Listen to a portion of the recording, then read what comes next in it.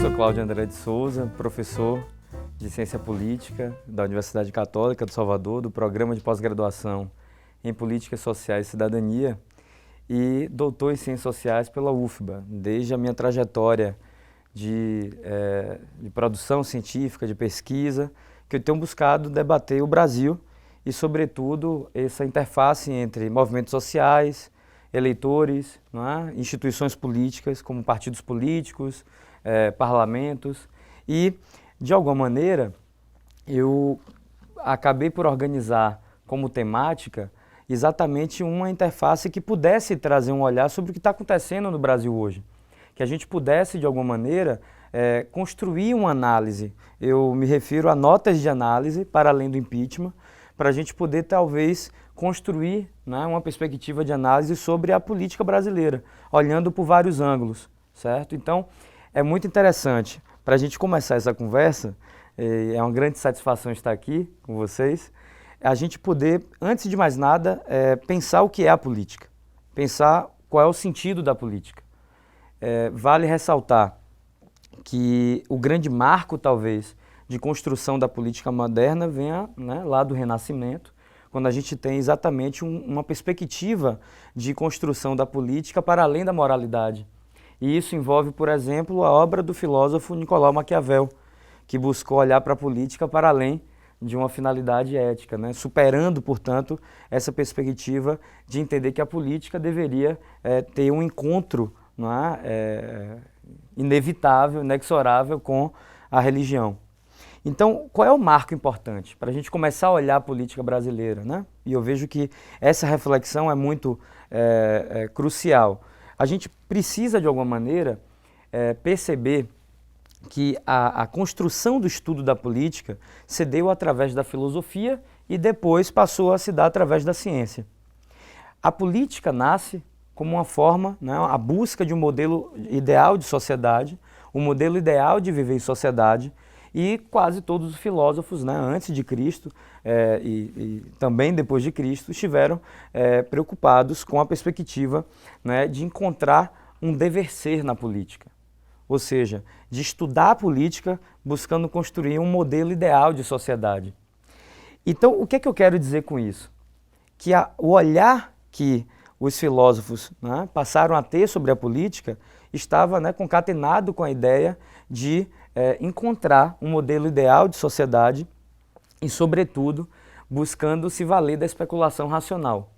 O que é próprio da filosofia, né? O que é próprio da perspectiva da gente perceber que a filosofia discute valores, constrói pensamentos, e não existe pensamento neutro, não existe pensamento que não tenha uma posição, né? Ou seja, que não tenha uma positividade sobre as coisas. Então, eu gosto de definir que o nascimento da política se deu através dessa especulação racional. Inclusive, esse movimento filosófico de criação da política esteve muito relacionado à ideia de que o homem deveria prover o seu destino, de que a humanidade deveria se guiar pela sua ação. Então, pensar os destinos da polis, né, desde o nascimento, inclusive, da Grécia, vem justamente a calhar nessa ideia de que deve se dirigir a política, né, através da ação humana. Por que isso é tão importante? Porque na modernidade a gente passou a gerar conhecimento, aí é um debate praticamente epistemológico sobre como se produz conhecimento, não é? Através da ciência, através de marcos epistemológicos que estiveram relacionados a olhar as coisas através de uma provação, através de uma validação empírica. Então, é importante a gente falar nisso, porque assim que a gente começar a falar do Brasil, a gente precisa carregar como análise o fato de que, ao longo da história, a gente pensa a política através de valores. A gente não pode olhar a política de maneira neutra. Se a gente quer ter um Estado democrático de direito, por exemplo, a gente faz isso através de princípios que são positivos, não é? Que são valores, que são afirmações, que são categorias afirmativas, em torno, inclusive, de como deve se relacionar a humanidade. Se a gente quiser, porventura, que é muito difícil nas sociedades democráticas atuais, discutir, por exemplo, um modelo mais autoritário de sociedade, a gente também vai ter que se basear em alguns valores. muito comuns ao que fez aquele professor de história naquele filme A Onda, né? Quando buscou um experimento mostrando como você poderia subverter os códigos, né? De princípios e, portanto, de valores que poderiam nortear uma relação humana. Uma relação, inclusive, incitada pela política. Então, ao falar nisso, por que é tão importante?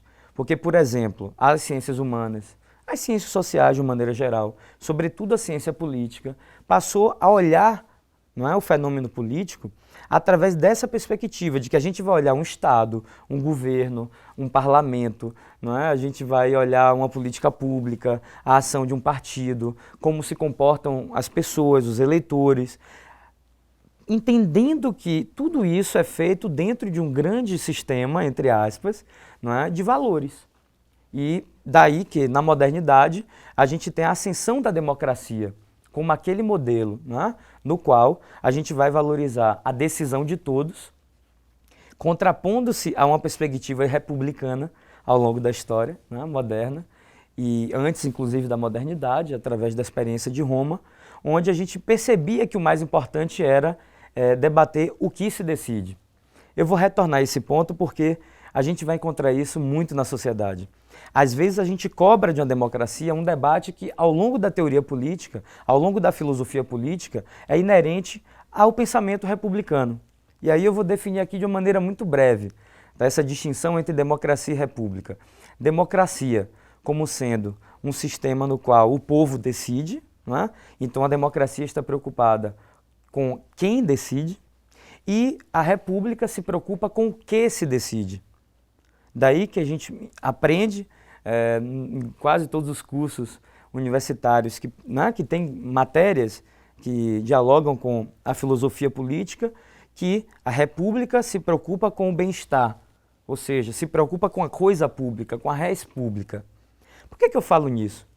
Porque a gente está cobrando, né, da maneira pela qual a gente decide, na verdade, valores que só podem ser debatidos se a gente carrega a túnica republicana.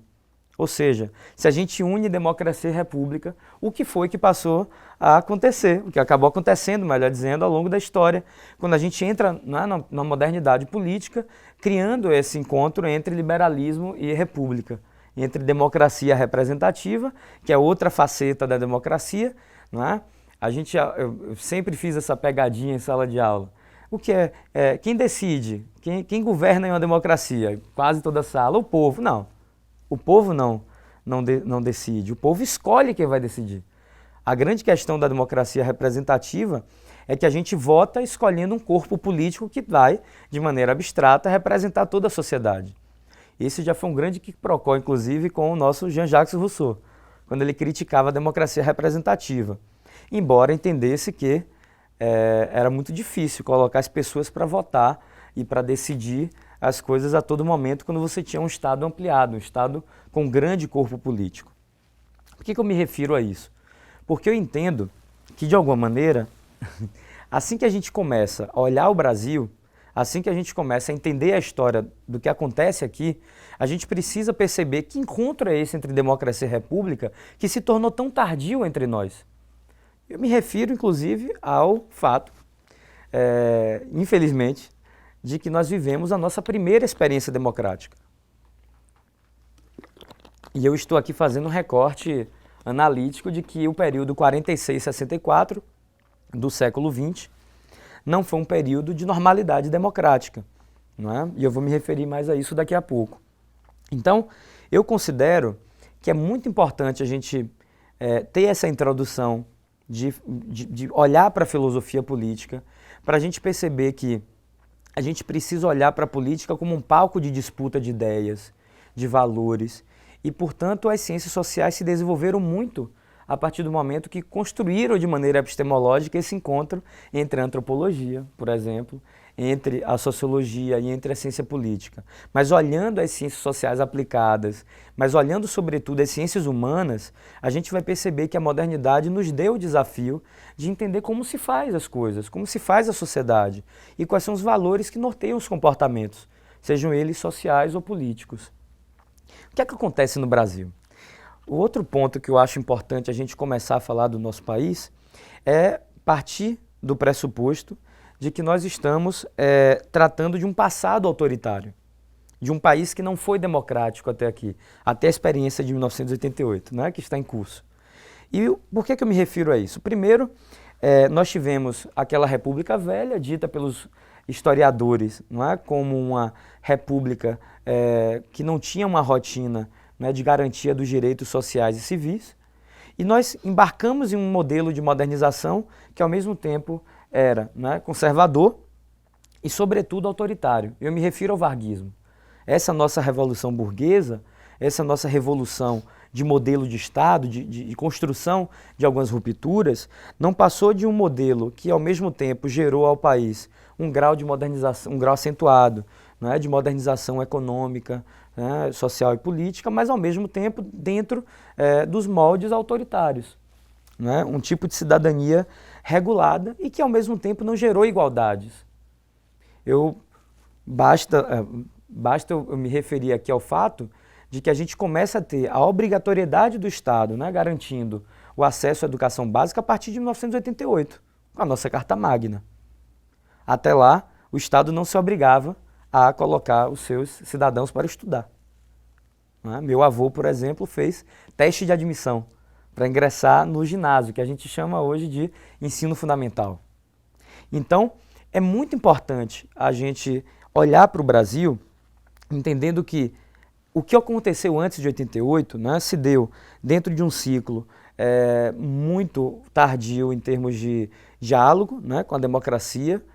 A gente viveu, portanto, regimes autoritários, a ditadura militar representou isso, e a gente está vivendo agora, de alguma maneira, o nosso primeiro ciclo de democracia. Quando a gente compara isso com as democracias modernas e as contemporâneas, a gente vai perceber, por exemplo, que na Europa esse é um debate colocado, né, com muita ênfase nos destinos, né, dos países europeus a partir do século XIX. Eu diria até no final do século XVIII. Né? E aí pensando na era das revoluções, como nos coloca como leitura obrigatória a obra, né, do historiador Eric Hobsbawm. Então, é muito importante a gente pensar nisso, e se a gente quiser achar, não é, quem é que mapeou essa discussão muito bem, eu indico os autores que discutem o pensamento político e social do Brasil. Sérgio Buarque, né, Gilberto Freire, Raimundo Faoro, Florestan Fernandes, Caio Prado Júnior, toda uma geração que a partir da década de 30 do século passado se voltou a discutir os destinos do país. Inclusive, quando a gente lê Casagrande Senzala, Raízes do Brasil, né, de Sérgio Buarque de Holanda, a gente percebe que eles não estão preocupados em falar e escrever, né, para a academia, para as universidades. Eles estão preocupados em dialogar os destinos do país. Então tem um sentido ensaístico e de diálogo muito mais amplo. Eu estou falando muito nisso para a gente perceber que a gente vai precisar, no século XXI, nessa década que está em curso no nosso país, no Brasil, a gente vai precisar retomar esse gás, não? Esse fôlego de reflexão. A gente vai precisar retomar a pergunta do que é o Brasil. Então, eu considero uma tarefa hercúlea e ao mesmo tempo dolorosa, que vai depender de artistas, professores, estudantes, profissionais, ativistas políticos, certo? Então, a gente vai precisar criar um debate mais amplo sobre o que é esse Brasil hoje. Então, é muito importante a gente olhar para esse Brasil que passou, né? Esse Brasil que teve um passado autoritário, para situar melhor como é que a gente vai analisar o que está acontecendo hoje. Para a gente também não colocar o Brasil, porque o Brasil não é uma Finlândia, né? Vou comparar aqui agora, por que o Brasil não é uma Suíça? Porque a gente tem histórias diferentes. O Brasil é um país marcado por profundas desigualdades que estão ainda, né, em curso do ponto de vista da sua superação. E eu me refiro a um país racista, a um país machista, a um país desigual, a um país que não tem saneamento básico satisfatório. Nos dados aponta que o Brasil precisa, por exemplo, duplicar a sua rede de atenção básica, né, de saneamento. O Brasil precisa melhorar o acesso à educação superior. Às vezes a gente olha para a educação superior, não é, como um grande tabu, não é, porque poucas pessoas estudam e têm a oportunidade de fazer ensino superior, a gente precisa consolidar o ensino técnico, a gente precisa debater segurança pública num viés para além das questões meramente de ter polícia ou ter bandido. A gente precisa olhar a segurança pública num debate muito mais interdisciplinar e complexo, não é? Não basta resolver as coisas com bandido bom e bandido morto, não resolve, não tem resolvido, e as sociedades democráticas não superaram a violência e a criminalidade por esse caminho da repressão, precisaram combinar vários aspectos em termos de políticas públicas. Então, olhar para esse Brasil que passou é muito importante, não somente para a gente relativizar, mas para a gente entender os marcos de análise que a gente pode ter sobre o que está acontecendo agora. E aí eu vou sugerir 2 marcos de análise, agora para caminhar aqui, né, com essa conversa. Primeiro, é a gente perceber, né, que tipo de sistema político nós temos. Qual é o nosso modelo de governo? Que regime nós temos? Qual é o nosso sistema político? Então, a priori, eu acho fundamental a gente entender o que é um presidencialismo. É um sistema no qual a gente vota, né, diretamente uma pessoa e a gente dá outro voto para eleger o Congresso. Ou seja, 2 votos, né? Porque no Brasil nós temos um sistema bicameral. A gente vota para deputado federal e votamos também, né, para o Senado. Inclusive a gente dá 2 votos, né? 3 votos ao Senado, 2 numa eleição e vai revezando, né? 1/3 numa eleição e 2/3 numa outra. A próxima eleição, em 2018, né, se tudo der certo, nós teremos 2/3, daremos 2 votos para o Senado Federal. Então, é muito importante a gente pensar isso para entender também quais são os problemas que decorrem do próprio funcionamento desse sistema. A partir de 88, a gente começa a combater as desigualdades e o nosso marco de análise aqui é a Constituição Federal, que inclusive implementa uma série de direitos importantíssimos para a gente conseguir, de fato, modernizar e ter no Brasil um Estado democrático de direito. E do ponto de vista do sistema político, a gente elegeu, né, a Assembleia Constituinte elegeu o presidencialismo, né, e depois a gente teve um plebiscito para confirmar essa escolha e a gente continuou tendo um país presidencialista. O que é que isso quer dizer? Que o nosso eleitor vai à urna para votar em um presidente e para votar em outras pessoas para o legislativo. O que é que ocorre?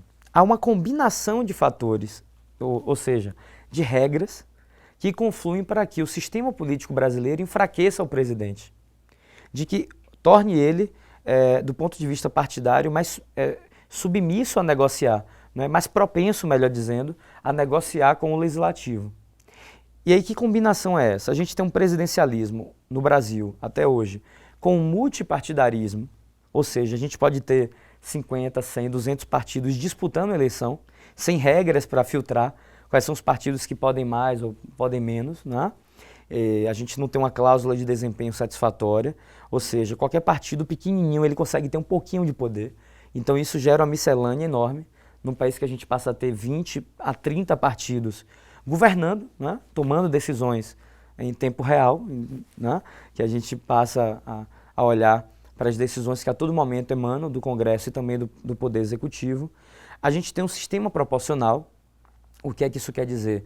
Que a gente passa a ter, né, um sistema político no qual a gente elege as pessoas, a gente elege políticos através de uma lista, né, colocada, que a gente chama de lista aberta, certo? A gente pode votar em qualquer candidato, certo? Escolhendo a pessoa, embora a contagem do voto seja feita através do quociente eleitoral, que é a fórmula, não é, usada nas democracias, tá? Não só no Brasil, que garante que a gente tenha um pouquinho de poder, não é, proporcional aos votos obtidos por um partido ou coligação.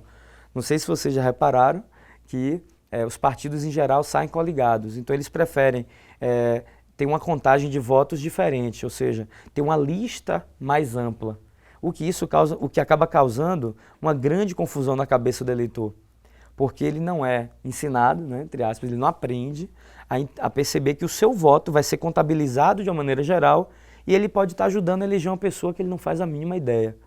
Isso também envolve o fato de que os partidos se agrupam, se aliam de uma forma que não leve em consideração, né, nem sempre, os seus atributos ideológicos, mas às vezes meramente as questões pragmáticas. Então, Presidencialismo é igual a multipartidarismo, sistema proporcional, e aí vem o terceiro fator, fragmentação partidária. Essa lista acaba gerando um Congresso Nacional, tá, que tem muitos partidos. Ou seja, o partido do presidente não consegue ter muita cadeira. Vou dar um exemplo para vocês. Das últimas eleições, do presidente Fernando Henrique até a presidente Dilma, o partido, né, do presidente teve, né, menos de 20%. Ou seja, ele não tem maioria, ele não pode tomar decisões sozinho. Então esse presidente precisa se aliar. E aí que vem a grande questão, eu vou me aliar a quem? Quais são essas pessoas? A outra saída, né, é enfrentar uma pressão popular nas ruas. Mas a gente tem voto? Né? A gente pode ir para a rua protestar, mas isso garante que a gente decida? Não. Isso garante que a gente pressione, né, que a gente crie uma interlocução com quem está no poder, com os representantes. Então, esse é um ponto importante para a gente olhar para a ciência política, que ao longo do tempo tem estudado a política brasileira e percebido que o presidente, embora tenha, né, que se submeter ao Congresso, ele pode distribuir cargos no Executivo, tá? Ou seja, para que esses partidos gerenciem projetos, políticas públicas e possam aparecer, né, publicamente como benfeitores e realizadores de obras, né, que a população considera, né, passa a considerar importantes, tá? E essa distribuição de cargos, o que é legítimo e legal, tá, dentro do sistema político, gera, portanto, um governo de coalizão. Daí que um cientista político chamado Sérgio Abranches, em 1988, decidiu, né, criar uma alcunha, né, ou seja, ele disse que o Brasil tinha um presidencialismo de coalizão, que o Brasil tinha um presidencialismo com toques, né, de parlamentarismo, porque o presidente funcionava mais ou menos como um primeiro-ministro. E aí, dois professores, né, a professora Argelina Figueiredo e o professor Fernando Limonge, ambos da USP, da Universidade de São Paulo, estudando o poder legislativo, passou a entender que essa relação do presidente dar poder aos partidos no executivo gerava uma cooperação em termos de votação no poder legislativo, nos poderes legislativos, né? Melhor dizendo, o Senado e a Câmara dos Deputados. Por que eu acho importante a gente pensar nisso? Porque agora eu vou trazer uma questão que é o que a gente tem olhado na ciência política, nos estudos sobre o sistema partidário. De 94 para cá, ou seja, da primeira eleição, não é, que nós tivemos em 89, mas sobretudo a de 94, dois partidos se destacaram no país querendo governar, não é, a presidência, querendo, né, eleger um presidente. Foi o Partido dos Trabalhadores, né, com um viés mais à esquerda, certo? Um viés mais próximo de debater a igualdade, e o Partido Social Democrata, né, brasileiro, o Partido da Social Democracia brasileira, melhor dizendo, o PSDB, que foi um partido importantíssimo, que sai do PMDB, das diretas já, na década de 80, e se forma também na centro-esquerda, dialogando com a igualdade, mas ao mesmo tempo mais propenso a debater as liberdades, a pautar o neoliberalismo, a criar reformas, né, liberalizantes no país. E o fato é que esses dois partidos se colocaram para criar estratégias para chegar à presidência. O que é que isso gerou? Segundo alguns estudos, principalmente do professor Carlos Ranulfo Melo, da Universidade Federal de Minas Gerais, de que essa posição do PT e do PSDB de correr atrás da presidência se criou uma estabilização do sistema partidário brasileiro a partir do momento no qual os demais partidos, os mais de 20 na época, e, né, foi uma crescente, né, a partir da década de 90, os partidos foram crescendo, né, a gente tem hoje no país mais de 30 partidos e pode ter muito mais, porque no TSE existem processos de homologar o Partido Nacional Corintiano, o Partido Militar Brasileiro. Então existem várias iniciativas para se registrar outros partidos no país, um chamado Arena, um outro chamado MDB. Então a cada momento surgem, né, processos para se criar novos partidos no país.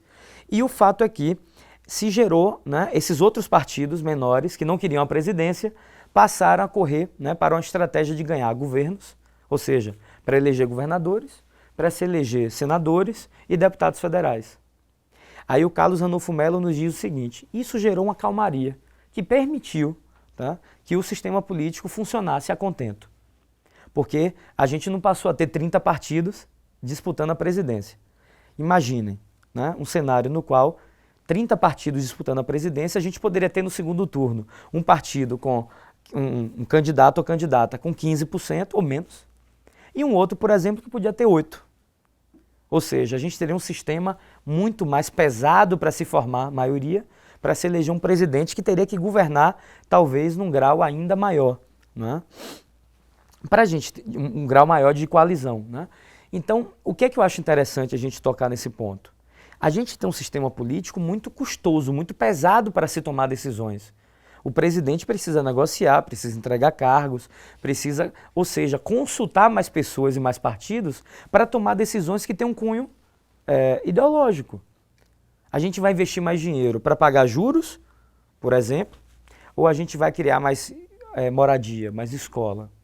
A gente faz uma reforma tributária que foque no imposto de renda ou que foque, por exemplo, no empresariado, pagando menos imposto. São escolhas. Política é escolha, certo? No dia a dia, políticas públicas não são feitas ao acaso. Nenhuma prefeitura constrói uma obra numa rua A sem calcular que ela não vai estar fazendo a mesma coisa numa rua B.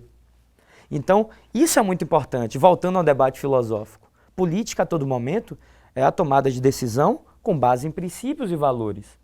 E aí eu quero tocar em 2 pontos sensíveis, para a gente aqui fechar esse primeiro campo de reflexão sobre a atualidade. A gente poderia caminhar com a reforma política que permitisse que nós tivéssemos menos partidos, criando uma cláusula de barreira, porque o que acaba acontecendo? É muito fácil abrir um partido no Brasil. E aí nem sempre esse partido tem um cunho ideológico. A gente não tem 40 partidos pensando de maneira diferente. Não é? A gente tem partidos que são criados somente como uma forma de se chegar a ter mais poder, a disputar mais. Porque, inclusive, a gente tem uma regra que diz que quanto mais partidos a gente tem numa coligação, mais tempo de TV a gente vai ter naquele palanque que é usado durante as eleições. Outro fator importante, você tem um partido, você controla recursos. Não é? Você passa a ter o controle sobre um fundo, não é? Sobre uma verba do fundo partidário. Então você pode manipular, não no sentido negativo, mas no sentido positivo de você gerir esse dinheiro. Não é? Se você vai eleger um candidato A ou B, uma chapa, ou seja, é uma forma de ter mais poder. Então esse é um caminho importante. Mas há um outro que é, na verdade, um grande abacaxi. Como é que pensa o brasileiro? Como é que se vota no Brasil? E aí a gente tem um dado assustador, né? Colocado pelas pesquisas da ciência política, sobretudo, né, dos cientistas políticos que estudam comportamento eleitoral. A gente tem uma questão seríssima. O brasileiro, ele não vota de maneira ideológica. De uma maneira geral, o brasileiro vota por questões pessoais. Ele vota por acesso a benefícios que agora com a Operação Lava Jato nós estamos vendo que são ilegais, não é? Eu estou falando aqui num termo jurídico de abuso de poder econômico, né, de compra de voto. Então a gente tem um problema sério aí que envolve a nossa cultura política e também não é culpa da população. Nós temos tido uma forma de pensar a política no Brasil que se soma aos políticos que nós temos, tá, que faz com que a gente não separe muito bem, de maneira sociológica, né, essa relação entre o que é público e privado. Então, o que isso quer dizer? Que naquele município que a gente mora, no dia a dia da política, a gente vai ficar sabendo, a gente vai ouvir, a gente vai ter informações, né, de que a gente tem pessoas que conduzem a política olhando para o que é público como se fosse uma coisa privada. Né? E a essência da democracia diz respeito ao fato de que a coisa pública, e aí envolve por aquele debate que nós fizemos logo no início dessa fala, de que democracia e república andam juntas, tá? Enquanto valores, enquanto formas de organizar a política, porque a gente precisa ter políticos com virtude para defender interesses públicos. E esse desafio não vai estar na lei, não vai ser resolvido por decreto, envolve um conjunto de discussões, tá? Passando por um endurecimento penal, de leis, passando por fortalecimento institucional de órgãos que investiguem os políticos e passa também por uma questão de cultura política, de que a gente possa debater isso a fundo. E aí eu lanço um desafio para todos que estão nos assistindo. para nós que estamos aqui agora nesse momento. O que é que a gente faz para debater política de uma forma que não tenha uma finalidade partidária? Como é que a gente pode debater política olhando para esses valores, né? De que não basta para um vereador, uma vereadora, para um político profissional chegar no nosso bairro oferecendo dinheiro para se fazer um evento, para nos dar um benefício, ou mesmo que a gente veja na política pessoas da sociedade civil cobrando de que o bom político é o que dá, de que o bom político é o que faz isso, né? Isso está no cerne da crise política. Imagino que eu já tenha aqui alongado no tempo, e aí eu vou finalizar com algumas questões que eu acho fundamental para a gente olhar o que está acontecendo hoje no país. A gente vive uma crise de representação, ou seja, a gente vive numa sociedade que está muito crítica, né? Ou seja, muito desconfiada dos políticos, certo? E a Operação Lava Jato, que está em curso, ajudou a mostrar que existe uma crise de representação, tá? Que não é de um partido, não é de um campo ideológico, não tem um dono. Envolve um espectro mais amplo de como se pensa em fazer política no país. Envolve, portanto, muitos atores. Envolve do empresário ao político, ao partido A, B, C, D, E, pensando aqui no alfabeto inteiro. A Operação Lava Jato, na verdade, veio a se somar ao que aconteceu nas ruas em 2013. Por mais que eu não veja as manifestações de junho de 2013 como uma coisa única, né? A pauta foi única, tudo aconteceu de uma mesma maneira, mas havia ali uma crítica muito bem colocada com relação aos políticos que nós temos, com relação ao sistema político. Quando eu analiso aqui o sistema político, não envolve somente, como é que eu posso me referir, as regras do sistema político. Ah, não tem coligação, como é que a gente elege o político? Não significa isso.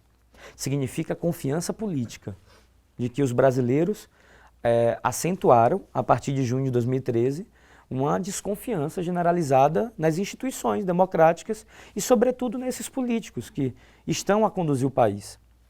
O que é que isso quer dizer? É que a gente tem uma crise de representação que está sendo amplificada, certo? Através dessa Operação Lava Jato, que passa a mostrar que a forma de se fazer campanha no Brasil era totalmente ilegal. Porque tem uma coisa que me incomoda bastante, que é quando a gente olha para ter ou não Caixa 2, mas a gente não debate o que é que se fez com esse dinheiro de Caixa 2. Essa é a outra ponta do sistema político. Um político de partido A, B ou C recebeu um recurso que não foi contabilizado na Justiça Eleitoral. Mas ele fez o que com esse dinheiro? Será que ele pagou somente uma conta de TV, de telefone? O que é que significou? Ou será que ele também abusou do poder econômico para chegar até esse eleitor? Através de uma propaganda maciça, através da compra de voto, através de comprar apoio político de prefeitos e cabos eleitorais? Esse é um ponto muito sensível. Os políticos sabem disso lá em Brasília. Mas ainda há um receio enorme de discutir isso com a população. É mais ou menos um tabu, um segredo que é muito doloroso, porque a gente vai perceber, talvez, que a gente tem políticos que espelham o que nós somos na sociedade. De que a gente não entendeu ainda tão ao certo o que é a democracia. Claro que não é para descartá-la, mas sobretudo para a gente criar mecanismos de autocrítica e da gente criar um novo tempo, um novo ciclo de construção democrática no país. Para caminhar para o fim mesmo, eu considero que os políticos não fizeram aquilo que a gente faz nas redes sociais, quando a gente compartilha a informação. Os políticos não compartilharam o fracasso desse sistema político. Eles não conseguiram ainda situar uma autocrítica que pare de olhar para um partido A ou B com vistas a ganhar uma eleição e passe a dialogar com a sociedade de uma maneira mais concisa, né? De que a gente tem uma democracia que precisa, né, sofrer um freio de arrumação. Mas os políticos funcionam dessa maneira, eles pensam em ganhar eleições, eles pensam em continuar no poder, ainda mais quando nós temos estratégias, né, institucionais de diferenciar os políticos das outras pessoas. Eu me refiro, por exemplo, ao foro privilegiado.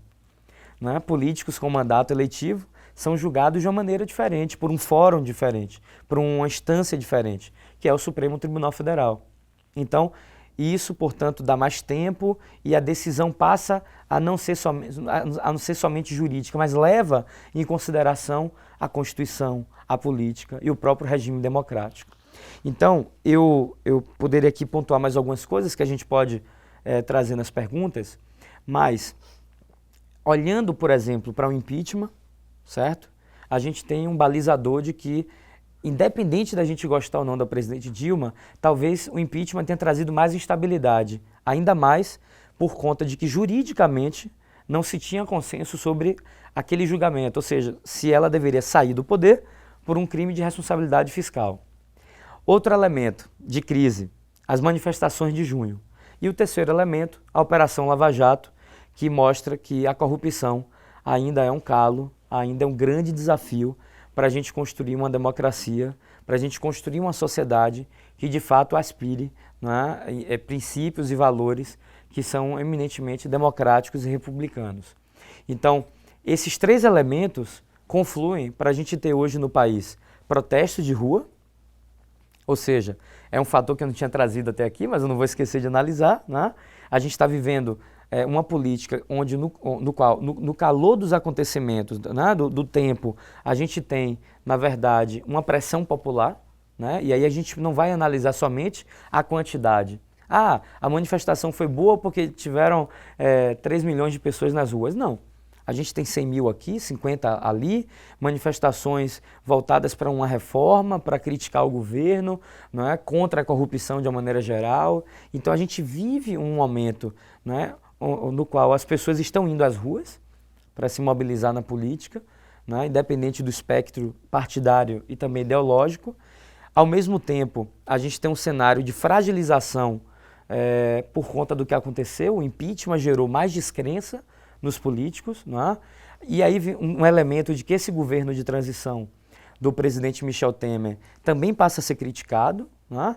Por conta das suas decisões, ou seja, qualquer governo pode ser criticado e pode sofrer isso, é próprio de uma democracia, e a Operação Lava Jato, que de alguma maneira tem desestruturado como se financia campanhas no Brasil, de como se faz política, tem colocado empresários na cadeia, que essa é uma outra ponta que às vezes a gente não reflete muito bem, né? Como é que você tem políticos, mas sobretudo empresários muito reconhecidos no âmbito nacional e internacional, que hoje estão, né, sendo investigados e estão, portanto, até cumprindo uma prisão preventiva, né? Estão cumprindo já parte da pena e, de alguma maneira, eram pessoas até anos atrás muito bem conceituadas no mundo empresarial, no mercado brasileiro e mundial. Então, esse é um cenário muito turbulento, que eu considero que as eleições de 2018 não vão resolver. E aí, alguém pode começar a pensar, né? E a saída? Eu considero que a primeira saída é preservar, sem excessos, né, sem um viés partidário, o que tem feito a Operação Lava Jato, que envolve um conjunto de instituições, né, Ministério Público Federal, Procuradoria-Geral da República, a Polícia Federal, né, fazendo a investigação. Então a gente dá continuidade a isso, mas entender que esse não é o principal problema do Brasil, que tem outras questões que devem seguir adiante. E talvez a reforma política seja um caminho, e aí eu considero que é a parte mais dolorosa. Como é que os políticos vão pedir voto em 2018 nesse cenário?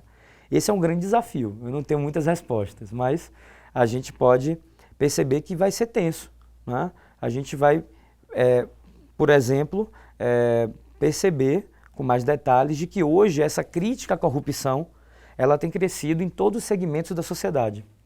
Não é um problema só da classe média que estuda, uma classe média que tem emprego formal.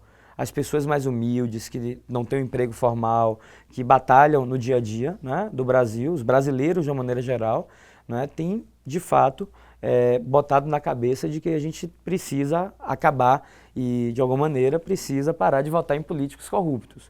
Esse talvez, para mim, seja o grande enigma de como a agenda anticorrupção vai se tornar comportamento político, vai se transfigurar em voto na urna.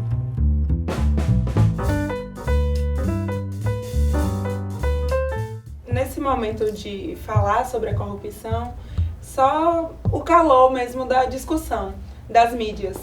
No caso, elas vêm na mídia todo dia falando sobre isso, e aí elas ficam falando sobre isso. Mas mudança de mente realmente a gente não vê.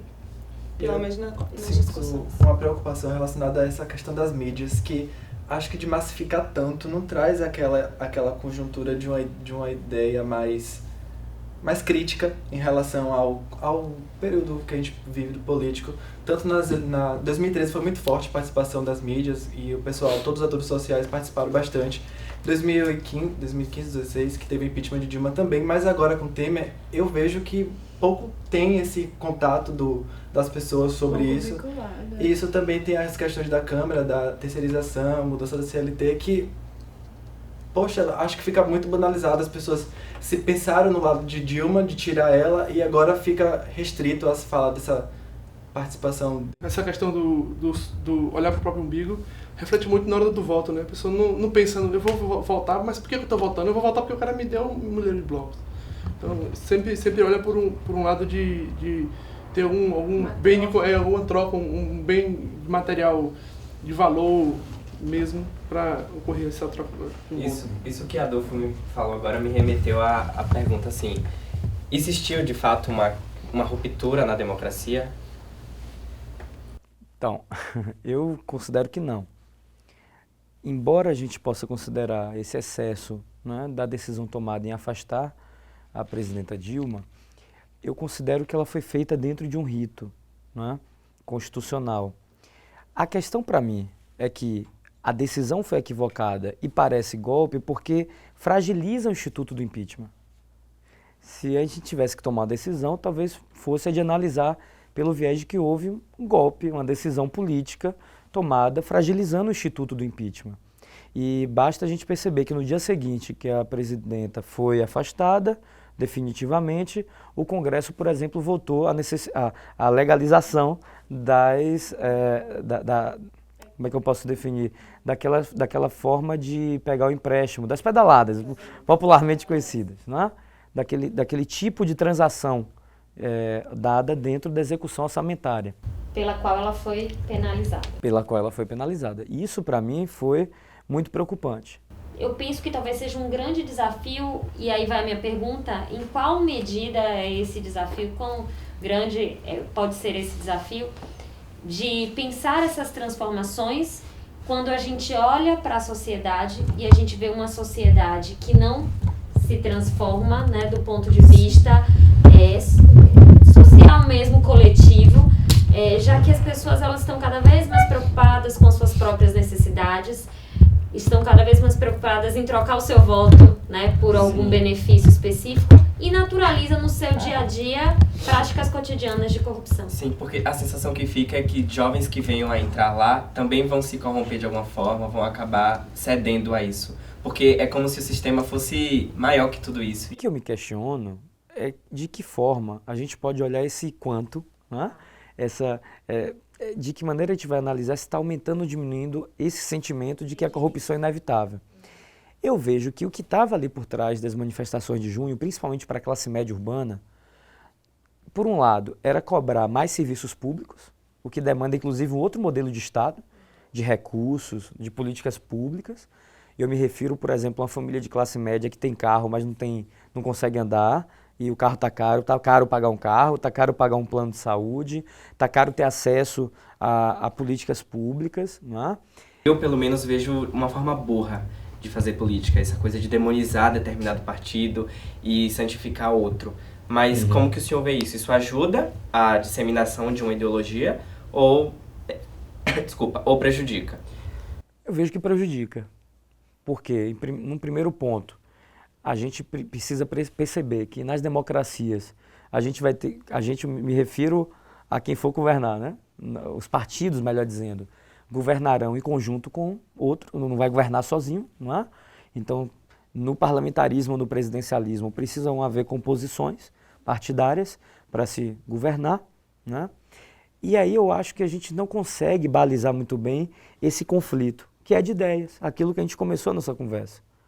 O conflito ao outro não é demonizando. Na democracia a gente não pode estabelecer inimigos, mas adversários de ideias, de princípios, certo? E nesse sentido, a batalha que a gente tem partidária no Brasil espelha, aí eu me refiro mais aqui a um construto sociológico, talvez a uma batalha, um conflito de ideias que vai envolver todo o século XXI, do ponto de vista das sociedades democráticas, das sociedades contemporâneas. E eu me refiro à relação entre igualdade e liberdade. Nós perdemos recentemente, né, o sociólogo Zygmunt Bauman, que foi o nosso grande balizador de mostrar que havia em curso uma pós-modernidade onde a gente tinha colocado em xeque, não é, a igualdade para satisfazer, para gerar mais liberdade.